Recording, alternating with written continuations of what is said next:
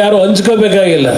ಕುಮಾರಣ್ಣ ಈಗೇನೋ ಕೇಂದ್ರದಲ್ಲಿ ಮಂತ್ರಿ ಆಗೋದ, ಇನ್ನು ನಾವು ಕುಮಾರಣ್ಣನ ಭೇಟಿ ಮಾಡೋಕ್ಕಾಗುತ್ತೋ ಇಲ್ವೋ, ಇದು ನಿಮ್ಮ ತಲೆಯಲ್ಲಿದ್ದರೆ ತೆಗೆದಾಕಿ. ಈಗಲೂ ರಾಜ್ಯದ ನನ್ನ ಜನತೆಗೆ ಹೇಳ್ತೇನೆ, ಯಾವುದೇ ಭಾಗ ಇರಲಿ ನನ್ನ ಹತ್ರ ಇಂಟ್ರ್ಯೂ ಕೇಳ್ಕೊಂಡು ನೀವು ಬರಬೇಕಾಗಿಲ್ಲ. ಸ್ವಲ್ಪ ಸೆಕ್ಯೂರಿಟಿ ಜಾಸ್ತಿ ಕೊಡ್ತಾರೆ, ಅದೇ ನನಗೆ ಹಿಂಸೆ ಆಗಿರೋದು. ಆ ಸೆಕ್ಯೂರಿಟಿ ಇದ್ದರೂ ಯಾರು ಭಯ ಬೀಳಬೇಕಾಗಿಲ್ಲ.